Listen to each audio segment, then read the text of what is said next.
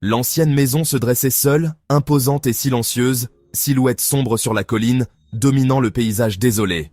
Ses fenêtres, des yeux vides et sombres, fixaient les champs envahis par les herbes folles, une étendue de nature sauvage et oubliée. On l'appelait le manoir Blackwood, un nom chargé de poussière, de mystères non résolus et de secrets enfouis depuis des générations. Pendant des années, il était resté vide, déserté par tous, une relique oubliée, témoin silencieux d'époques révolues. Les villageois murmurèrent des histoires à voix basse, de lumières étranges qui dansaient derrière les fenêtres closes, et de bruits inquiétants qui hantaient les nuits sombres.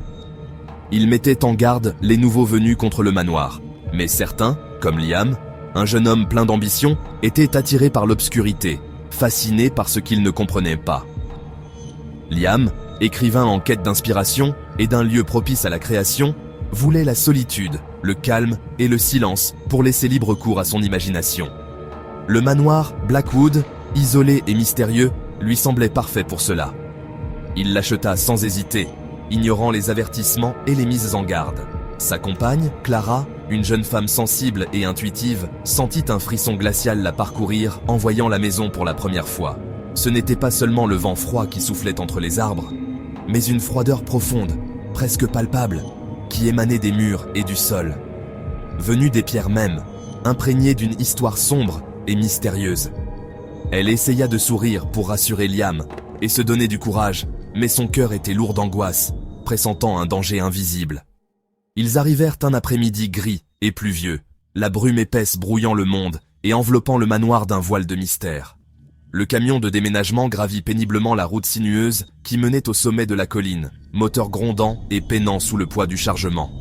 À leur arrivée devant le manoir, un silence oppressant tomba, comme si la nature elle-même retenait son souffle. La maison, avec ses pignons acérés pointant vers le ciel sombre, tenait bon malgré la peinture écaillée par le temps et les intempéries, et le bois pourri qui menaçait de s'effondrer à tout moment.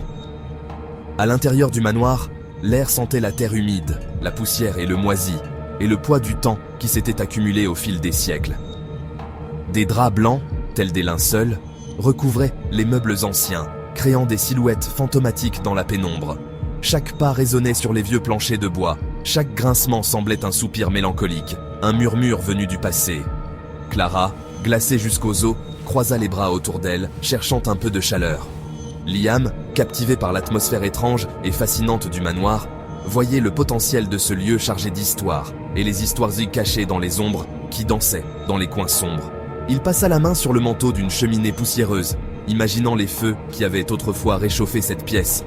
Un sourire satisfait se dessinant sur ses lèvres. « N'est-ce pas magnifique, Clara ?»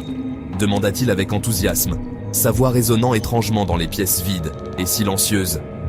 Mais la maison, elle, semblait écouter attentivement, une présence silencieuse et mystérieuse. Le manoir Blackwood, gardien de secrets et témoin du temps, venait d'accueillir ses nouveaux habitants, prêt à écrire un nouveau chapitre de son histoire. Et déjà, sans qu'il ne s'en rende compte, il refermait ses bras sombres et insidieux sur eux, les piégeant dans son étreinte glaciale. La première nuit fut sans aucun doute la pire. Une épreuve de patience et de terreur. L'obscurité engloutit le manoir Blackwood, l'avalant tout entier dans un néant impénétrable. Chaque recoin semblait aspirer la lumière. Liam et Clara mangèrent à la lueur tremblotante des bougies, leur faible éclat luttant contre l'ombre omniprésente.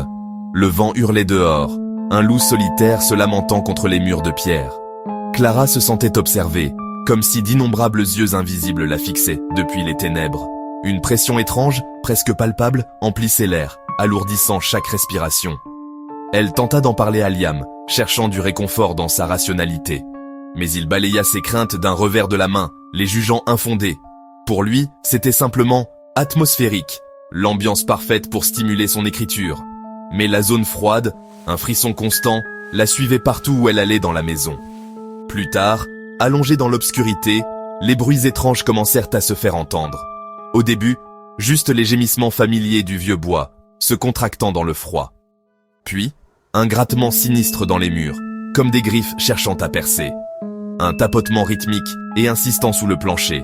Un message codé venu d'en bas. Clara retint son souffle, terrifiée, seule avec les bruits grandissants. Le tapotement se rapprocha inexorablement, gagnant en intensité à chaque instant. Finalement, il s'arrêta juste sous leur lit, un point focal de terreur. Le silence qui suivit était encore plus insupportable que le bruit, une absence de son lourde de menaces. Elle sentait une présence, une entité ancienne et profondément malveillante qui imprégnait chaque centimètre de la pièce. Clara ferma les yeux, les serrant fort, priant silencieusement pour que le soleil se lève et chasse les ténèbres. Mais la nuit, au manoir Blackwood, semblait s'étirer indéfiniment. Une éternité sombre et oppressante. Semblait ne jamais vouloir finir, piégeant les âmes dans son étreinte glaciale. Les ombres s'étiraient sur les murs, des doigts longs et décharnés, patientes et menaçantes. Et la maison elle-même, une entité vivante, attendait son heure, observant silencieusement. Attirant ses nouveaux occupants, les piégeant dans ces ténèbres profondes et insondables. Le jeu sinistre venait à peine de commencer, et les forces obscures se mettaient en mouvement. Et Clara, avec une angoisse croissante, le sentait déjà au plus profond de son être. Les jours suivants furent tendus. Liam, absorbé par son roman, ignorait l'anxiété de Clara. Elle, au contraire, se sentait sombrer. Les chuchotements commencèrent le 3e jour. Faibles d'abord, comme des feuilles froissées. Ils semblaient venir de partout et nulle part. Parfois, elle entendait son prénom, soufflé par une voix d'enfant. Chaque fois qu'elle se retournait, il n'y avait rien. La maison la tourmentait. Un après-midi, elle entendit un rire d'enfant venant du garde-manger. Elle s'attendait à voir un enfant, mais le garde-manger était vide. Un courant d'air froid s'en échappa. Ce n'était pas le vent, ni son imagination. Quelque chose était là, depuis très longtemps. Les murmures devinrent plus insistants. Clara comprit qu'elle n'était pas seule. La maison avait ses propres habitants. Invisibles, mais bien présents. Et ils commençaient à jouer. Avec elle. Liam restait aveugle à la terreur de Clara. Son roman avançait, nourri par l'atmosphère du manoir. Il disait que l'imagination de Clara était une mine d'or. Mais les phénomènes s'intensifièrent. Objets déplacés, portes claquées, placards ouverts. Un matin, la cuisine était sans dessus-dessous, sans bruit, ni violence. C'était un message. Vous n'êtes pas les bienvenus. Puis, vint l'ombre. Clara la vit d'abord du coin de l'œil, silhouette longue et déformée. Elle rôdait dans les coins sombres, silencieuse, observatrice. Sa présence était un poids, une froideur malveillante. Un soir, Clara la vit clairement dans une chambre, plus sombre que l'obscurité, un vide en forme d'homme. Elles se fixèrent, Clara figée de peur. L'ombre se pencha, curieuse, puis se dissout dans les ténèbres. Clara hurla enfin, le manoir avait montré son vrai visage, et Clara savait qu'il ne la laisserait plus jamais en paix. L'ombre était réveillée. Le cri de Clara brisa enfin la bulle de Liam. Il vit la terreur dans ses yeux, comprit que tout était réel. Pour la première fois, la peur le gagna. Il décida d'explorer le seul endroit encore inconnu, le grenier. Clara le supplia de ne pas y aller, évoquant des bruits et des pleurs d'enfants. Mais il monta, lampe à la main. L'air était glacial, chargé d'une odeur de décomposition. Le grenier, vaste et silencieux, semblait figé dans le temps. Au fond, une petite chaise à bascule d'enfant bougeait, seule. Creak, groan, creak, le bruit résonnait dans l'obscurité. Liam, pétrifié, comprit qu'il n'y avait ni vent, ni courant d'air. Mais la chaise continuait de se balancer, comme si un enfant invisible attendait. Le grenier gardait ses secrets. Et Liam venait d'en réveiller un. Le manoir Blackwood n'était pas vide. Il n'avait jamais été vide. Liam redescendit, livide. Il croyait enfin Clara. Ils étaient piégés, mais devaient-ils comprendre ce qui hantait la maison? Leur enquête débuta dans la bibliothèque. Après des heures, ils trouvèrent un vieux journal. Il appartenait à Elara Vance, une femme du 19e siècle. Elle y racontait sa solitude, la cruauté de son mari Silas et ses 2 enfants, Thomas et Lily. Au fil des pages, la joie laissa place à la peur. Elara décrivait une ombre grandissante, des chuchotements, et la maison qui se retournait contre eux. Les dernières pages, tremblantes, révélaient l'horreur. Silas avait enfermé les enfants dans le grenier. Elara entendait leurs pleurs, puis le silence. Le journal s'arrêtait là, sur une note de désespoir. Le passé du manoir expliquait enfin ces ténèbres. Les enfants n'avaient jamais quitté la maison, et leur douleur hantait chaque pierre. La dernière page du journal révélait des vérités sombres, des secrets enfouis depuis longtemps. Glaça le sang de Liam et Clara. Ils ne pouvaient ignorer l'horreur qui se dévoilait sous leurs yeux.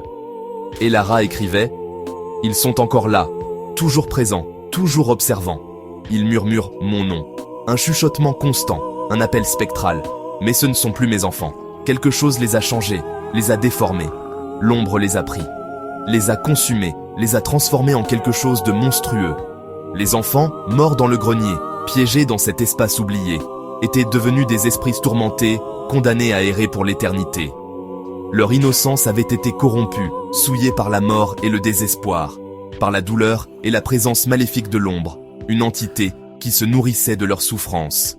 Le Shadowman n'était pas un simple fantôme, une âme égarée, mais la manifestation de toute la cruauté du lieu, l'incarnation de la noirceur de Blackwood. Les rires, des éclats de joie pervertis, les pleurs, des torrents de chagrin éternel, la chaise à bascule, un mouvement incessant, un symbole de l'agitation éternelle, tout s'expliquait. Les pièces du puzzle s'assemblaient, révélant un tableau terrifiant. Les enfants cherchaient à jouer, à retrouver une semblance de normalité, mais leur jeu était cruel, tordu par l'influence maléfique du manoir. Ils voulaient de nouveaux compagnons, des âmes à piéger dans leur monde spectral. Clara comprit qu'ils n'étaient pas seulement hantés, victimes d'un passé tragique, mais invités à rejoindre le jeu éternel du manoir, à devenir des pions dans sa macabre partie. Liam, rongé par la culpabilité, accablé par le poids de ses décisions, réalisa qu'il avait mené Clara dans ce piège, qu'il l'avait exposée à un danger inimaginable. Le manoir semblait plus vivant, plus affamé, comme une bête attendant sa proie. Le silence était désormais chargé de rage et de faim, une tension palpable qui pesait sur leurs épaules. Les enfants attendaient, patiemment, tapis dans l'ombre. L'ombre aussi, guettant le moment opportun pour frapper.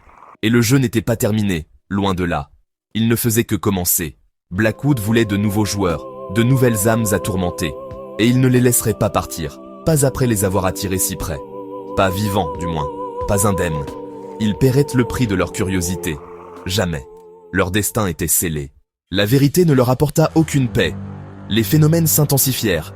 Les voix d'enfants suppliaient « Joue avec nous ». Reste pour toujours. Des bruits de jeu résonnaient la nuit. Le Shadowman apparaissait. Plus audacieux silhouette de pure malveillance. La maison se refermait sur eux. Une nuit, la porte de leur chambre barricadée se mit à trembler. Des empreintes d'enfants apparurent sur le bois. Les rires devinrent cruels. Leur voiture ne démarrait plus, le téléphone était mort. Le manoir ne voulait pas les laisser partir.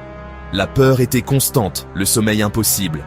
Chaque bruit, chaque ombre les rapprochait de la folie. Ils étaient prisonniers. Et le manoir savourait leur terreur. Le jeu touchait à son paroxysme. Leur dernière nuit fut un crescendo d'horreur. Les cris des enfants résonnaient l'ombre partout à la fois.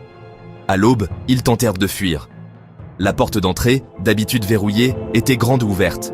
Un souffle d'espoir. Mais une voix d'enfant murmura « Vous partez déjà ? Le jeu commence à peine. » Deux silhouettes d'enfants apparurent, yeux pâles, suivis de l'ombre grandissante. La porte claqua, les enfermant à jamais. L'espoir s'éteignit dans l'obscurité. Liam et Clara étaient piégés, le Shadowman dominant. Le jeu venait de commencer. Et au manoir Blackwood, les jeux ne finissent jamais. Jamais.